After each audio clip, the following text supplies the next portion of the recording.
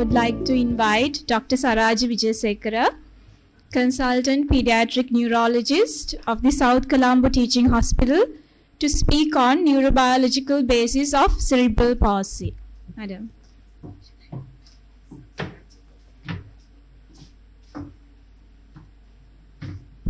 Good morning to you all, and thank you very much for the introduction. And I would, first of all, I would like to thank the committee and the SLACD organizers for giving me this opportunity. So as Jayatri mentioned, it's on cerebral palsy. So my talk will be not that interesting because I'm not going to do a lot of clinical stuff. But of course, before going into the clinical stuff, we thought that we need some background knowledge on cerebral palsy for all the audience, because it's a very diverse audience here, from consultants to the students. So I suppose, hopefully, I think this will give some food for thought for the coming lectures. Okay, so my talk will be based on the definition of cerebral palsy and risk factors for development of cerebral palsy and basics of early detection of CP. I know that Dilini is going to talk a lot more about it, but it's just that I need to talk about it at a basic level. And of course, the motor types for the ones who really need to know about it, and then the pathophysiological basis for early intervention and drugs and other therapeutic modalities in CP and prevention of CP. So if you take the definition of cerebral palsy, it's a heterogeneous group of movement disorders with various etiologies. So the primary functional difficulties in movement and posture, of course, but we know that there are permanent non-progressive pathology that has caused this insult. Mostly it's before the 2 to 3 years of age when the brain matures. And not only the motor component, we all know that CP, the CP is often accompanied by the disturbances of sensation, the perception, cognition, communication, behavior, and also, a lot of the quadriplegic cerebral palsy is mostly associated with epilepsy and other secondary musculoskeletal problems. So what about the incidence? Now the latest is about 2 to 3 per 1,000 live births. Now this is a USA figure, which has been constant throughout the years, of course, like for the last so many years.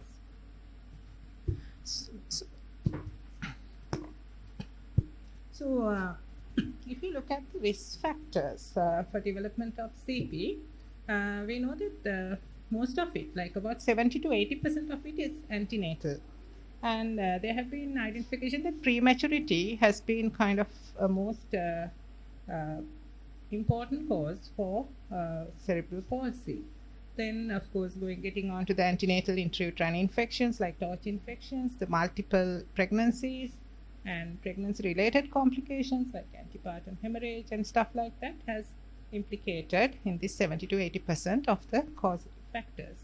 Then the perinatal factors like birth asphyxia and other complicated problems in the delivery may have accounted for about 10% of CP. And with the improvement of the gynecologic obstetric care, we know that the perinatal factors kind of have diminished. So you have seen that in the percentages as well. Then, of course, the postnatal, immediate postnatal period, like non-accidental injuries, head traumas, meningitis, encephalitis, and so many other causes postnatally, at the time of the development of the brain, could cause cerebral palsy. So now, what are the predisposing factors? As I mentioned before, the preterm birth comes in first, and then sometimes the toxins in utero due to stress, due to pregnancy-induced hypertension, right? And then the chronic hypoxia, drugs, nutrition, all these causes. Now, when these risk factors or the causal factors happen in utero or during the perinatal period or in the postnatal period, there is a window for prevention. Like now we'll be talking about this. And then if this window is passed, then obviously you have developmental disorders and destructive lesions in the brain, which cause the motor and the cognitive disabilities at the end. But again, there is a window where we could repair or do some intervention to these insults. So as I mentioned, that prematurity being the most common or the identified risk factor, so prematurity, just a little bit on the pathophysiology of developing CP in the preterm. How does this happen? So we know that premature babies, especially the extreme premature babies, are more prone to have intraventricular hemorrhages. And also the hypoxia in the preterm can involve the periventricular watershed areas. The watershed areas are the ones that are more liable to get injured. And also the other immature autoregulatory mechanisms that exist in the preterm also can have a bearing. So therefore, all these factors can cause ischemia or hypoxia, which will in turn release all the cytokines, the cellular toxins, the cytokines, the oxidative reactive oxygen species, and the excitatory neurotransmitters, which will cause periventricular leukomalacia, which in turn is at high risk of developing cerebral palsy. That is the pathophysiology. By inducing this hypoxia, ischemia, and then secreting all these excitatory neurotransmitters and the cellular cytokines. So early detection of CP is very important, and I think it's a topic on its own, and Dilini will be talking to you more about it. But as a summary, so early diagnosis or detection or suspicion of cerebral palsy pathway below 5 months of age. I'm not going to talk about the general movement assessment in detail, but there are ways that you can assess with the movement of the baby. So general movement assessment before the 5 months can predict up to about 95 to 98%, which is a very high percentage. And then the infantile Hammersmith infantile neurological examination, and these are all very, I would say, they are non-invasive procedures where you can just observe on a baby with some experience or a training, and also the examination, of course, is a tool that we usually do in our clinical practice. With all that, you can gather a lot of information with about 90% prediction, which is a good thing. And of course, combined with MRI. I mean, there are centers now. We don't have facilities to do each and every kid to send each and every kid under MRI. But if the MRI is available, then obviously it comes to about 90%. So you can see that about accuracy of about 90% can be achieved below 5 months to detect these babies, especially when you know the risk factors which I have mentioned before. And then, of course, even after 5 months, do we have, say, after 5 months, we think that we don't have a method? No, we do have, right? Then, of course, the clinical history is important, indicating the risk. And then other neurological risk factors like the ones again mentioned, the gestation, maybe a premature baby, birth defects are there, then abnormal neuroimaging, if that has been done, maybe serial ultrasound scanning, which can be done without any, with the experts, and of course meningitis, encephalitis, and hypoxic ischemia, and also sometimes the parents have their concerns, so which shouldn't be overlooked, right? So some of them are like persistent head light beyond the 4 months of age, and keeping the hands fisted at the age of 4 months, and asymmetry of the posture and movements, and stiffness of legs between 6 to 12, not able to sit, hand preference before 12 months, and no walking, not able to walk before 18 months are kind of clinical features to prompt the referral if it has not been detected before. And then the red flags have been identified as at 6 months, if you have a persistent motor weakness, and mind you, now these are for corrected age, and if there is consistent toe walking or asymmetric walking beyond 12 months of age, are kind of identified as major red flags. However, we need to consider if a child has severe feeding difficulties, and persistent irritability in a baby. And if there are disturbed sleep patterns, you need to consider whether I'm dealing with someone who has a problem. So, of course, then you have to direct that baby to a pathway where these concerns can be addressed. And the flow diagram for evidence-based care pathway shows that below 5 months of age, that MRI and the general movement assessment, the ones in green are kind of accepted as accurate, or the more more accepted methods. However, the yellow ones also can be considered. They are not right? So there are several assessment tools that can be used.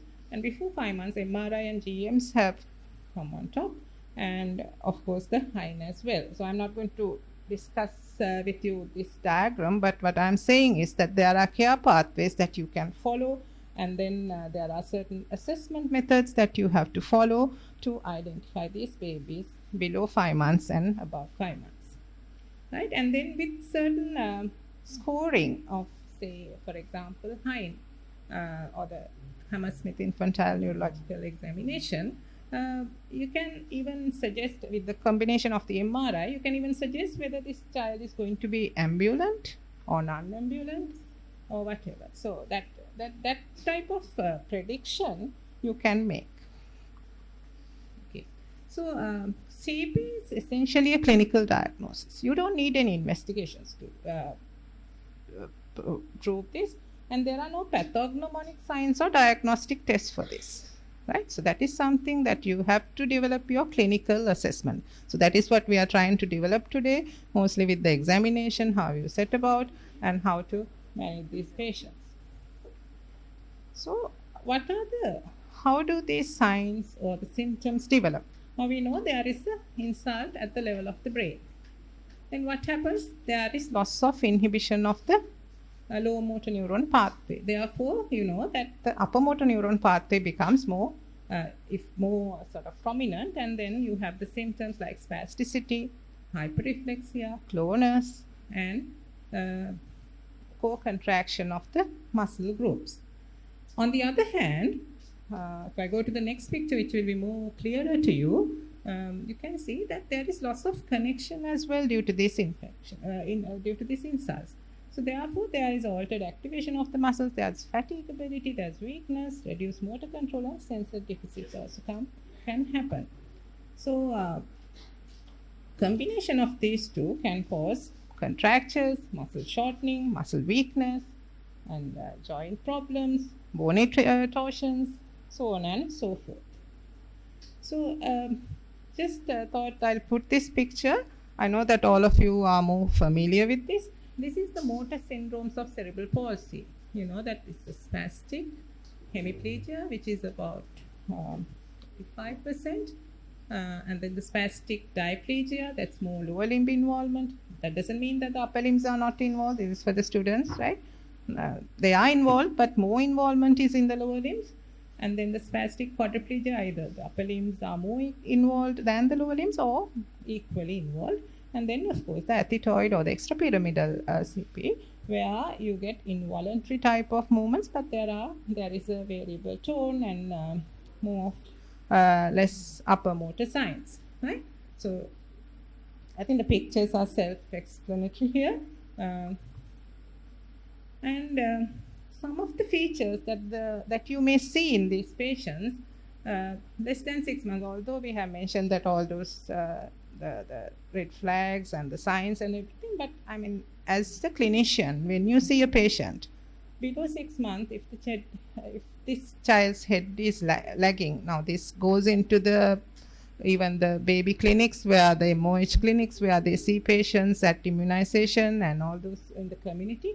And also, if the baby is felt stiff or floppy in your hands, if you hold the baby and if you feel that he's stiff or fit, and if there is scissoring, I believe that all of you know what scissoring is, right? Scissoring is where you have adduction like this. When you try to keep the child, when you hold the child straight, your legs will go like this. So that is due to the adductor type. right? And you know that there are some neonatal reflexes. So persistence of neonatal, we told that it's a red flag, the Moro reflex, persistence of Moro reflex. Now, before above 6 months, if you have asymmetric tonic neck reflex, that is again a clinical feature that the child may be presented to you, where the child cannot turn, because as you try to turn, what happens? This, like this, so then they can't turn. So this is a neonatal reflex which disappears by about 2 to 3 months, so that the child can perform its other developmental milestones after the disappearance. So that is how you basically see. Now, head control cannot come if the Moro reflex is there, right? That is head to toe milestones will achieve with the disappearance of those neonatal reflexes, right?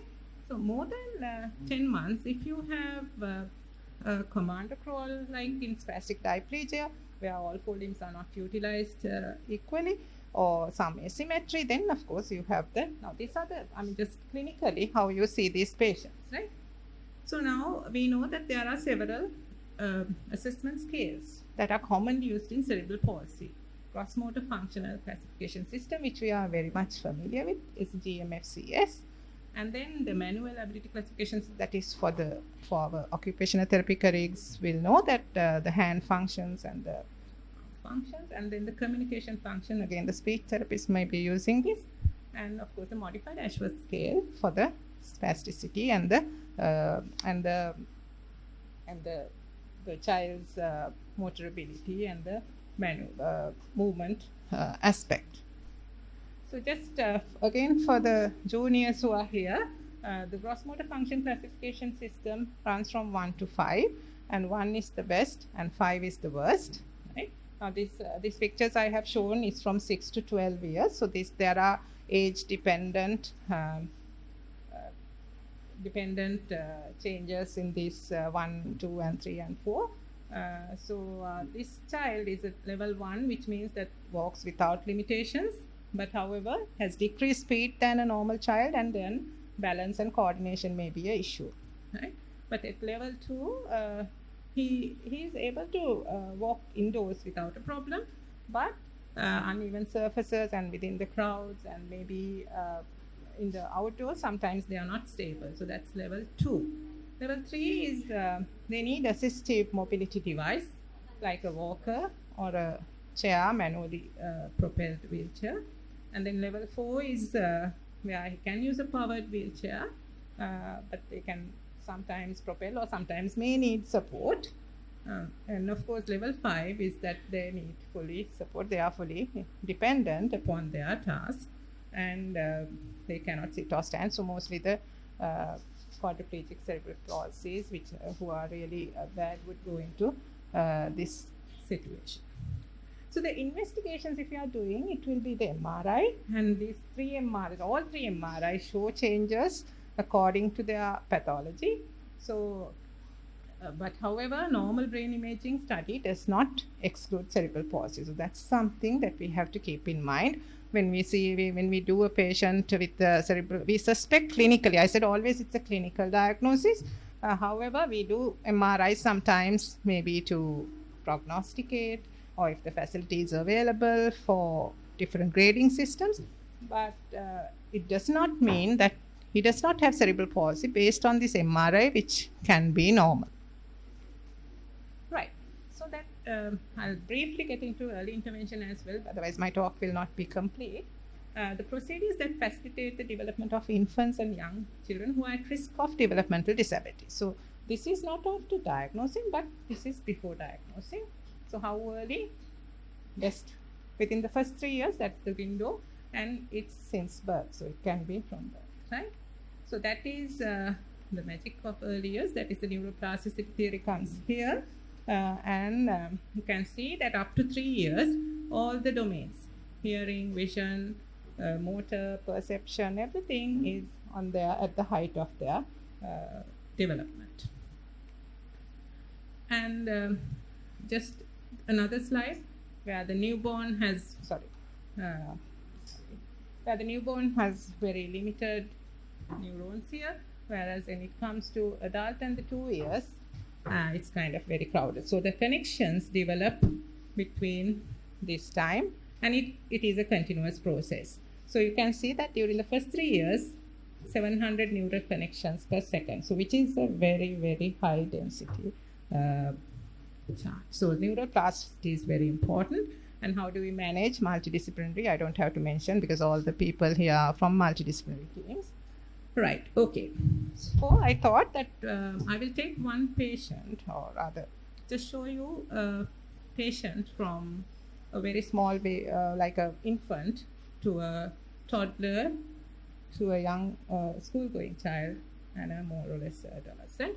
So you can see that stage 1, musculoskeletal pathology in cerebral palsy would be a hypertonia.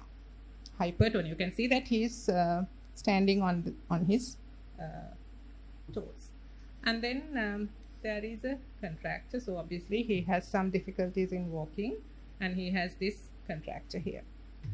And then with the evolvement, you can see that he's having knock-knee appearance, and then his bones are deformed, or other bony deformities have formed already. And then by this time, he needs some decompensation because he is unable to mobilize, right? So based on that, now I will show you this video. I mean, this is not a gait assessment, but this was just taken when the patient tries to walk, right? You can see that he's scissoring and he's having all these problems that we mentioned. I think this patient is about maybe 2.5 or 3 years, right? So you can see that how he is unable to walk, right? Okay. Right. So in our multidisciplinary team, we see these patients. Okay. So what do they do? We do facilitate the care of these patients. We improve functions. We relieve the contractures and treat the associated problems most importantly. And we also send them for appropriate education, and family is the main thing. So we direct them to the family.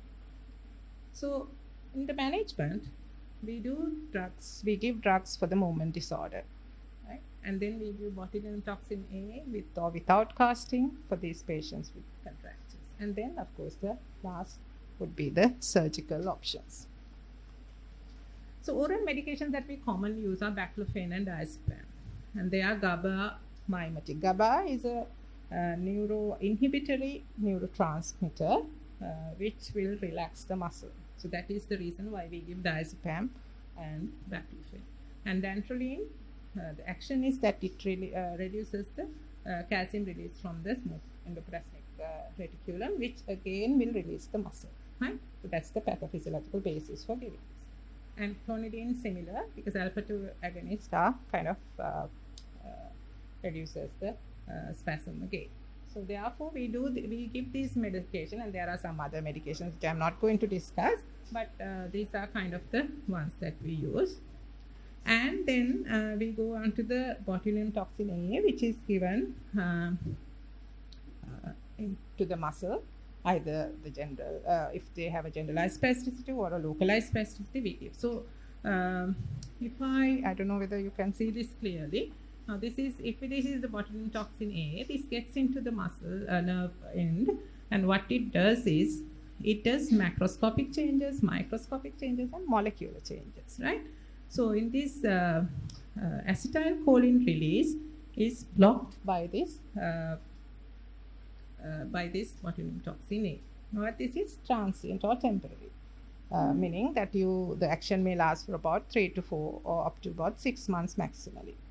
Right? So the macroscopic changes are that it can cause because it causes muscular atrophy at one point, and then it may cause weakness for that particular period and reduces the tone. So that is the window that you give for the therapy, so that you can probably strengthen the muscle more and more activities to improve the muscle activity. So and then it says that about partial recovery in about 6 to 12 months you can observe. And then microscopic changes also do occur. I mean, although we give these injections, that is not, you don't get a best muscle that you would ever want. It has its own side effects, right? So it can change the type the fiber types of the muscle as well. So there is fat infiltration, and then after a while the nerve endings will sprout and cause changes in the muscle, which may help the spasticity and the activity, but again it's not 100% proven. And at the micromolecular level also, there are certain neurotransmitters that are released, and that blocks the acetylcholinesterase. So that's how this works in the muscle. Now if I take this graph to explain this, now this is from 1 year. Now we recommend botulinum surgery after about 6 years or 5 years of age in a child with cerebral palsy, right? Before that, because I showed you that picture as well, you can manage with medicines as well as the botulinum toxin A that's have been shown. And then once it gets washed out by about this stage, then of course then you need the surgeries for the the static contractures as well as the bony torsion deformities, right? So this is the algorithm that usually is followed. And there is now the latest Cochrane review in 2019 has revealed that there's limited evidence anyway. But however, botulinum is more effective than a placebo, right? Especially with the great improvement which we all see when we see our patients after botulinum toxin, and I think during the later talks they will talk about and demonstrate it to you, and joint range of motion, the satisfaction, and obviously the lower limb spasticity in children with cerebral palsy. However, the results for functional outcomes are a bit contradictory in these studies. And the rate of adverse events with botulinum toxin is similar to a placebo, which I'm not very sure, but these have been shown in the studies, right? And also it shows that there's not more effective than ankle serial casting to especially to treat the ankle contractures. So ankle serial casting is as efficient as the botulinum toxin for ankle contractures, not for everything but for ankle, right? And also it has shown that it's more effective than the orthotics at improving the range of motion and spasticity, which we all know, because we might use the botulinum and then use the cast orthotics thereafter. So that is what the Cochrane review in 2019 says. And again, now when children are ambulatory with CP, with GMFCs up from 1 to 3, what they have found is benefits. Now this is a scale, so you can see obviously the arms are on the top, where the weakness and the muscle atrophy and the fibrosis, of course, outweighs the benefit. So, but however, there is increased range of movement, decreased stiffness, improvements in gait, and ultimately what they say is, I think long-term studies, they have gone into orthopedic surgery, right? But in children with non-ambulatory, children who are non-ambulatory, with GMFCs 4 and 5, you can see the benefits are more. Of course, they do have harms like serious adverse effects because they are the people who are non-ambulant, and they can have aspiration, respiratory infections because of this muscle weakness. But of course, the benefits are the modified Ashworth score has improved and reduced pain, the increased range of movement, and so on and so forth. So therefore, they have seen benefits in non-ambulatory children. But of course, I know that in our practice, because of the limited availability of botulinum, we always try to give botulinum for the ones who are kind of ambulant rather than non-ambulant to reduce the spasticity. So I think this is food for thought. This is something, a latest article that I have found. And leisure and respite, shouldn't forget, parents need rest as well. So respite forms are really a necessity in our setup, but which we don't have. But of course, leisure activities, of course, I think being conducted in most of the places that we know. And finally, how can we prevent this? Can we prevent this, right? So how can we prevent? Okay, prevention of adverse events. I told you that it starts from the antenatal period. Whether can we prevent a preterm delivery? Right, yes, maybe, yes. Right, so progesterones, then sometimes clotures, the pessaries can have improved the sort of the gestation level of certain females with risk factors, and sometimes with placental insufficiency, you can give aspirin and heparin, which is done by our obstetricians. And during the acute event, supposing he's going to have an acute event, especially we'll say placental abruption or placental previa, then you can give magnesium sulfate and corticosteroids, which will improve the brain development. And post-exposure treatment, now we know that we have cooling facilities in most of our hospitals. So once the baby is born with a moderate to severe hypoxic ischemic encephalopathy, the cooling methods can be instituted, and we have seen some good results after that. And of course, treatments like other medications, anti-inflammatory medications, are on trial. So we don't know, but they are on trial. So hopefully future might be better. But of course, as I said, the incidence has not changed over the years, because we are surviving a lot more premature babies and a lot more sick babies. So I think our team has to be more sort of resourceful to manage these babies without any, we are trying to reduce the burden to the country, society, and the family. Okay, so take home. So it is important to understand the pathophysiology of CP. So early detection is made easy by using agreed care pathways. I showed you the care pathway, but I didn't go into detail, right? And neuroplasticity is an important concept in achieving therapeutic goals. You know that with that you can insert your therapy. And other vision, language, swallowing, other cognitive functions or associated conditions should not be overlooked in a CP child, not only the motor aspect. That's why our teams are here. Medical, surgical, and other therapeutic management options have improved outcomes definitely over the last decade. And prevention of CP is not a difficult task anymore. So that concludes. Thank you very much for your patient listening.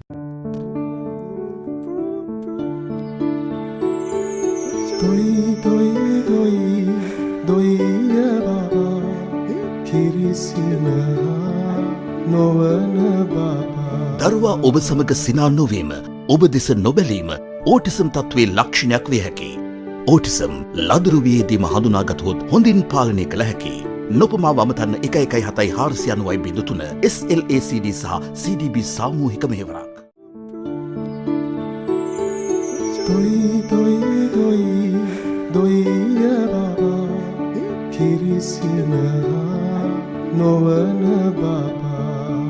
If your child does not smile or make eye contact with you, it could be a sign of autism. Autism can be successfully managed if identified at an early age. Call our helpline on 0117490000, a joint effort by the SLACD and CDB.